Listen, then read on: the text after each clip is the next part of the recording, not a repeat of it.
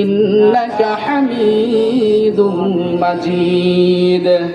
اللهم بارك على محمد وعلى آل محمد كما باركت على إبراهيم وعلى آل إبراهيم إنك حميد مجيد. الصلاة والسلام عليك يا رسول الله. الصلاة والسلام عليك يا حبيب الله. الصلاة والسلام عليك يا شافع المذنبين. الصلاة والسلام عليك يا رحمة للعالمين.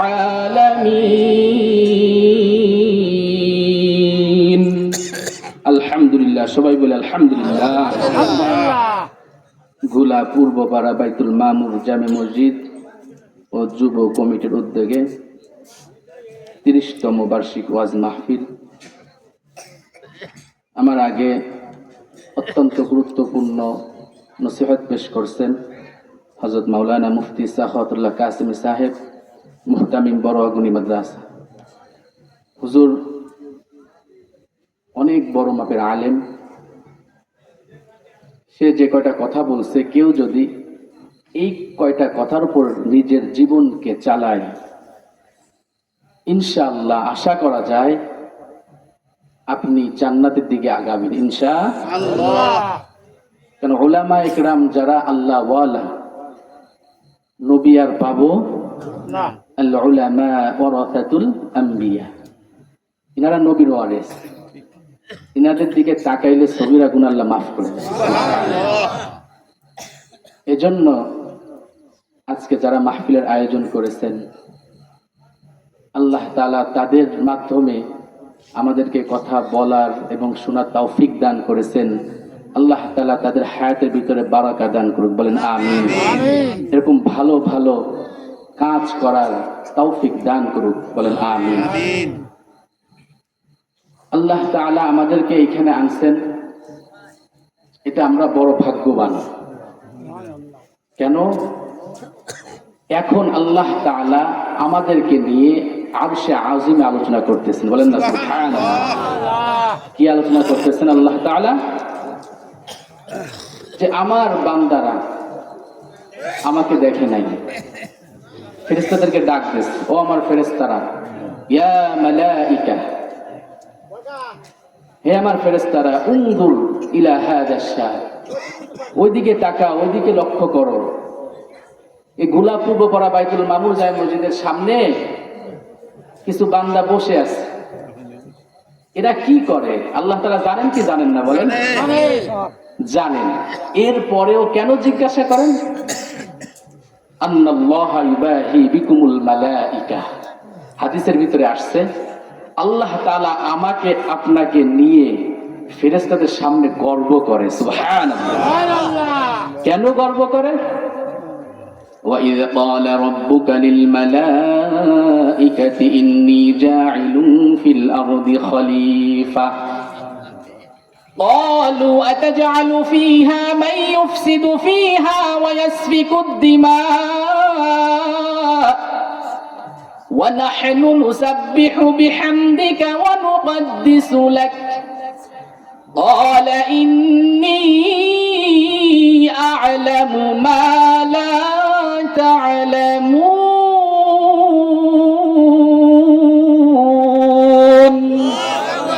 আল্লাহ পাক রব্বুল আলামিন যখন জমিনে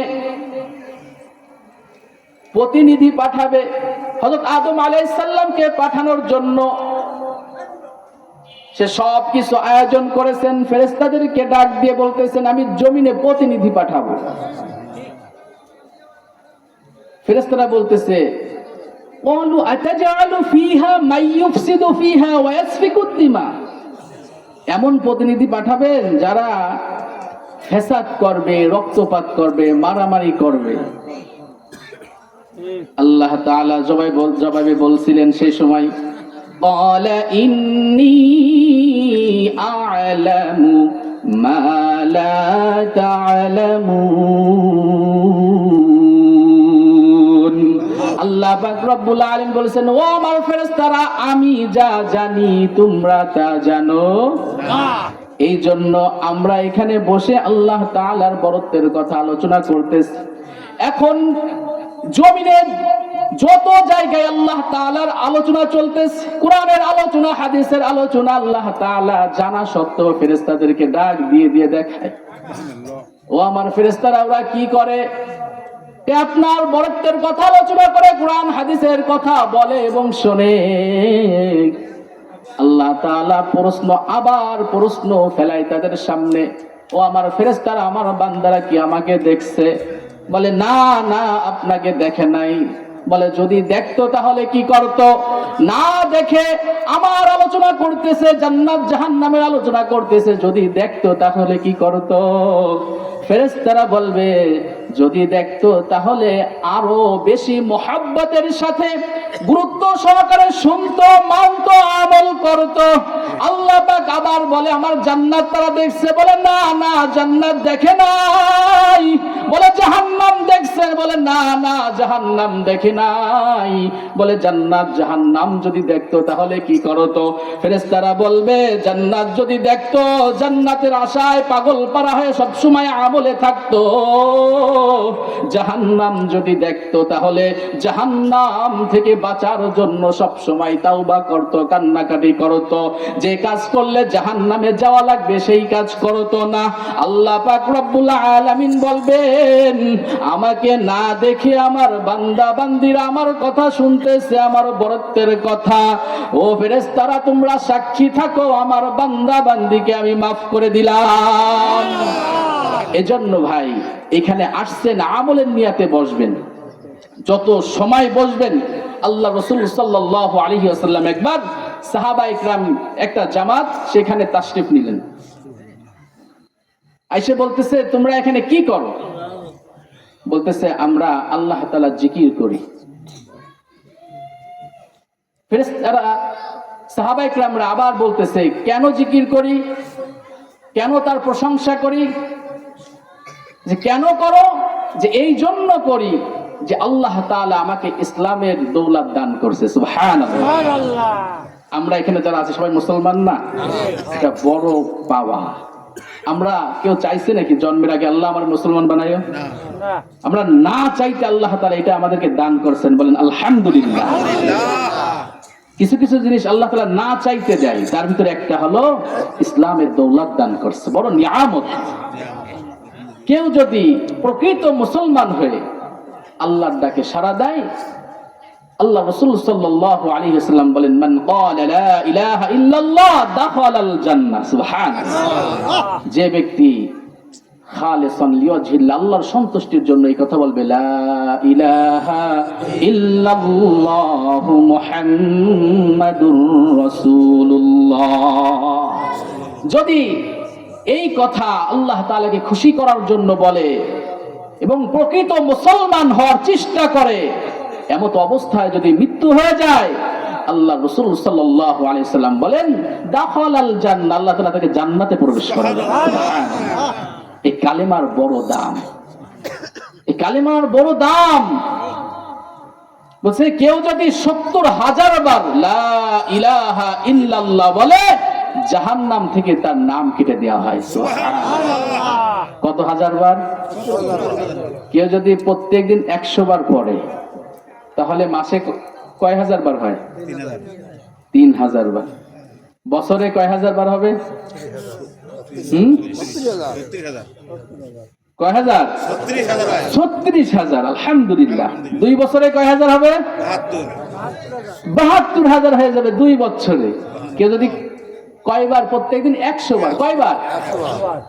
এই হাদিস যেদিন আমি আমার মাদ্রাসায় প্রত্যেকদিন মসজিদে ঈশার নামাজে পড়ে ছাত্রদের নিয়ে তালিম করি, তা যেদিন এই হাদিস দেখছি, ওইখানে বসে বসে আমি বলতেছি, দেখো দি কয় মিনিট লাগে ১০০ বার পড়তে।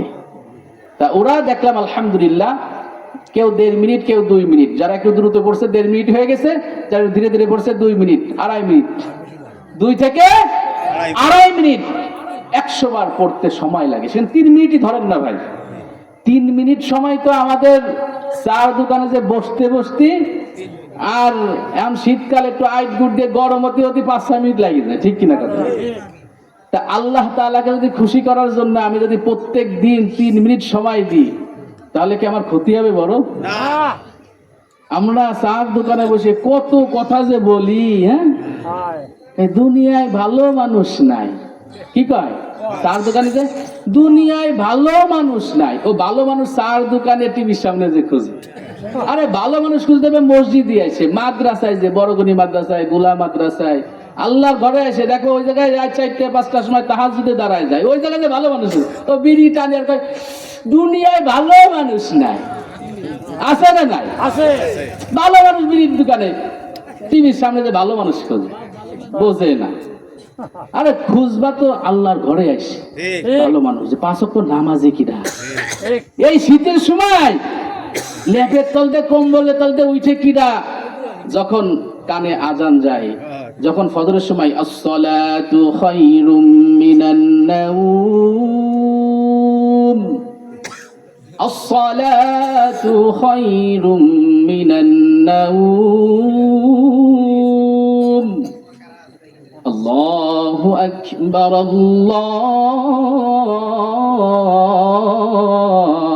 আল্লাহু আকবার, লা ইলাহা ইল্লাল্লাহ।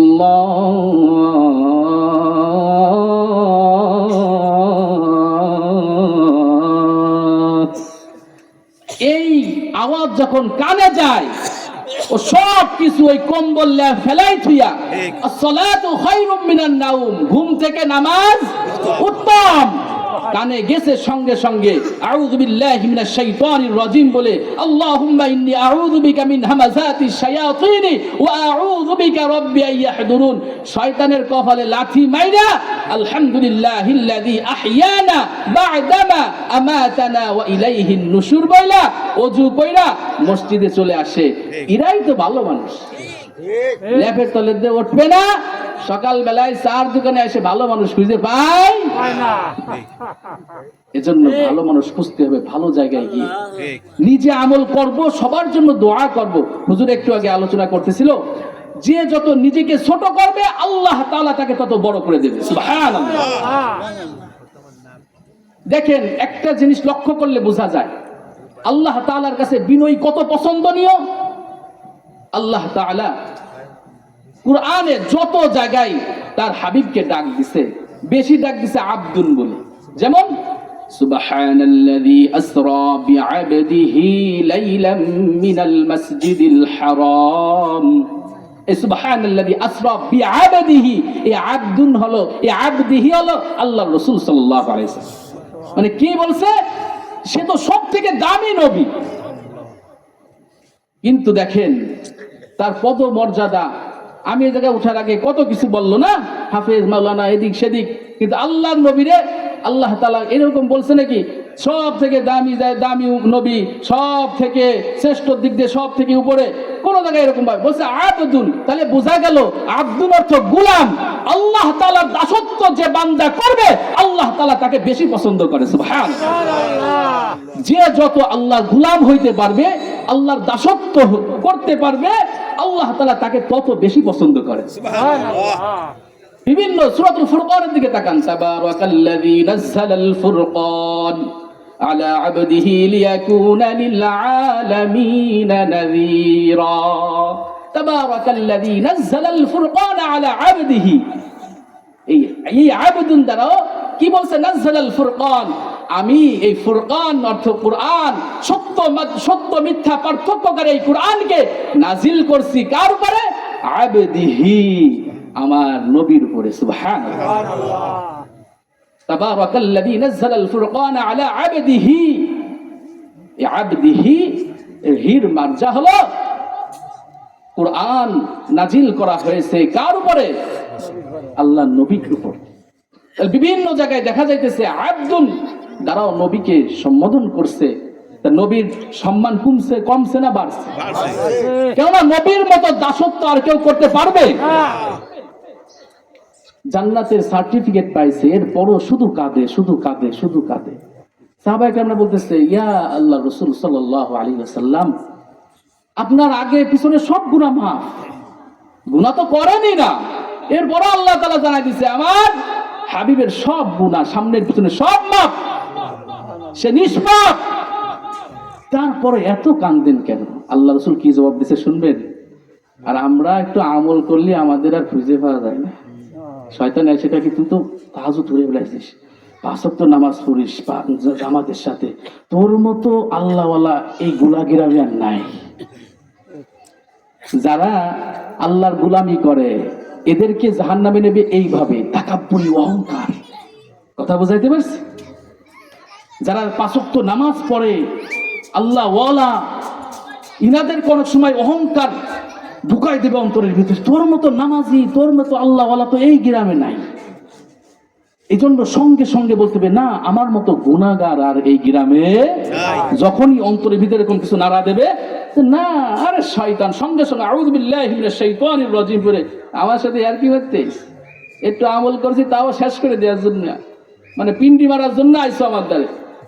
সঙ্গে সঙ্গে এই কথা অন্তরে নিয়ে আসবেন যে না আমার মতো গুনাহগার আর নাই, আমার মতো গুনাহগার আর নাই।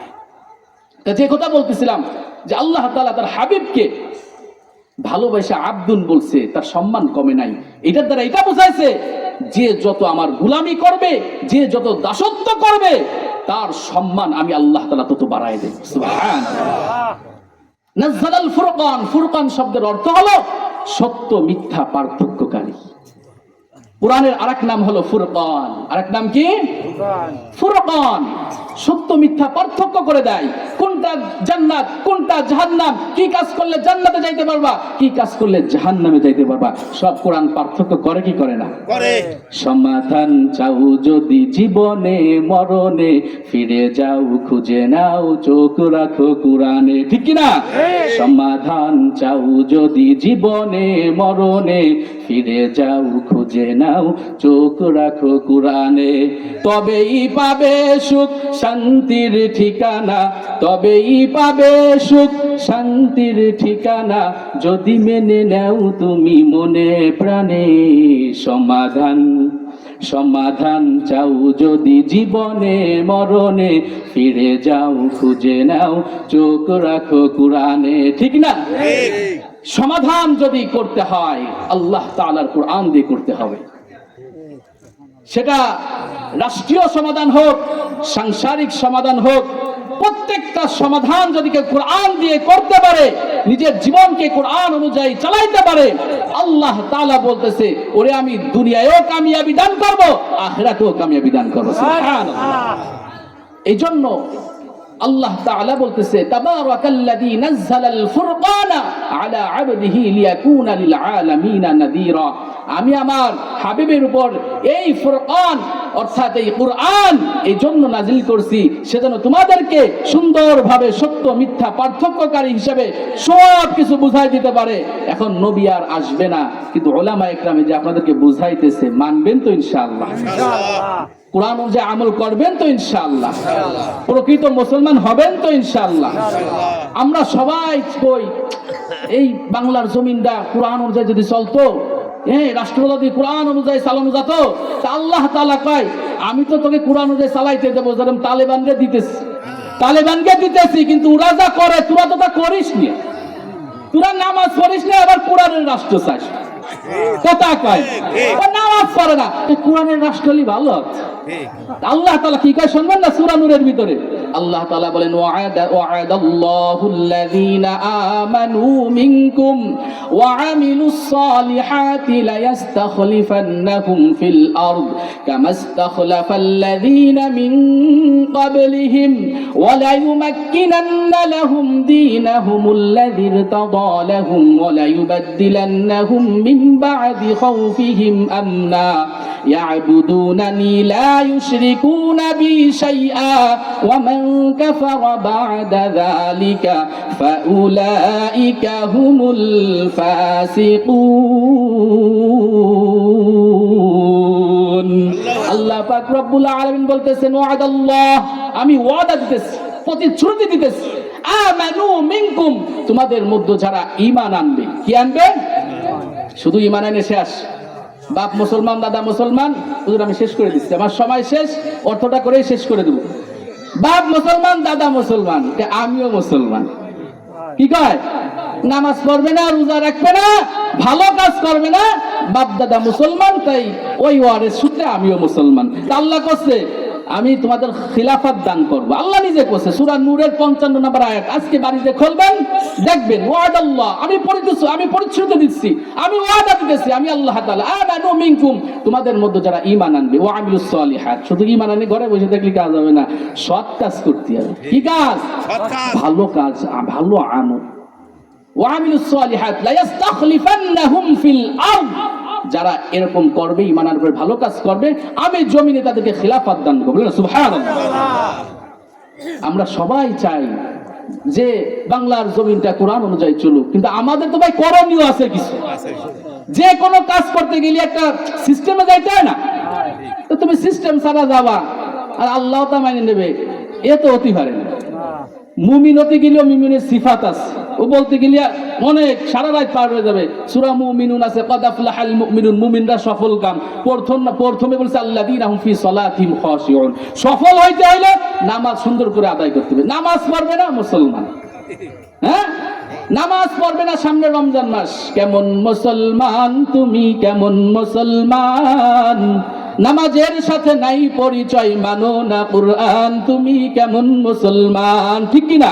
কেমন মুসলমান তুমি, কেমন মুসলমান, নামাজের সাথে নাই পরিচয়, মানো না কুরআন, তুমি কেমন মুসলমান। রমজান এলে রাখো না রোজা, দিনকে করো আঘাত, টাকা পয়সার নেই কেউ অভাব, দাও না তো যাকাত। ঠিক কি না? রমজান এলে রাখো না রোজা, দিনকে করো আঘাত, টাকা পয়সার নেই কেউ অভাব, দেও না তো যাকাত। আবার ইমানদারির দাবি করো, নেই তোমার ঈমান, তুমি এমন মুসলমান, কেমন মুসলমান তুমি, কেমন মুসলমান, নামাজের সাথে নাই পরিচয়, মানো না কুরআন, তুমি কেমন মুসলমান। তুমি সুদের টাকায় প্রাসাদ গড়ো, ঘুষও ছাড়ো না, তুমি সুদের টাকায় প্রাসাদ গড়ো, ঘুষও ছাড়ো না, দিন দুঃখী না খেয়ে মরে, খবর রাখো না। আবার ঘুষ খেও অবিচার করো, সাজিয়া প্রধান, তুমি এমন মুসলমান। এর মুসলমান আছে না? কারণ ঘুষও খায়, আবার কাকি আরো কিছু দেয়া লাগবে, এতে হয় নাই। আবার ঘুষ খেও অবিচার করো, সাজিয়া প্রধান, তুমি এমন মুসলমান। তুমি নবীর উম্মত দাবি করো, সুন্নাহ মানো না, নবীর অপমানে তোমার হৃদয় কাঁদে না। ঠিক কিনা? এরকম মুসলমান আছে কিনা? বাংলার জমিনে আল্লাহ আল্লাহর রাসূলকে নিয়ে কটূক্তি করে, ও মহিলাকে মতো ঘরে বসে থাকে, ভাই যে যা করে করুক, যদি কথা কয় তাহলে তো গ্রেফতার হয়ে যাবেন। আবার কই আমি নবীর প্রকৃত উম্মত, রবিউল আউয়াল মাস আসলে জিলাপি খাওয়ার জন্য আশেকে রাসূল সাথে। ঠিক কিনা কথা কন? এরকম উম্মত হইলে আল্লাহ রাসূল শাফায়াত করবে না। নবীর উম্মত হইতে গেলে, নবীর আশিক হইতে গেলে, নবীর সুন্নাত অনুযায়ী নিজের জীবনকে চালাইতে হবে। ঠিক কিনা কথা কন? আল্লাহ তাআলা আমাদের সবাইকে কুরআন অনুযায়ী, হাদিস অনুযায়ী নিজের জীবনকে সাজানোর তৌফিক দান করুন, বলেন আমিন। ওয়া আখিরু দাওয়ানা আলহামদুলিল্লাহি রাব্বিল আলামিন। আসসালামু আলাইকুম ওয়া রাহমাতুল্লাহি ওয়া বারাকাতুহু।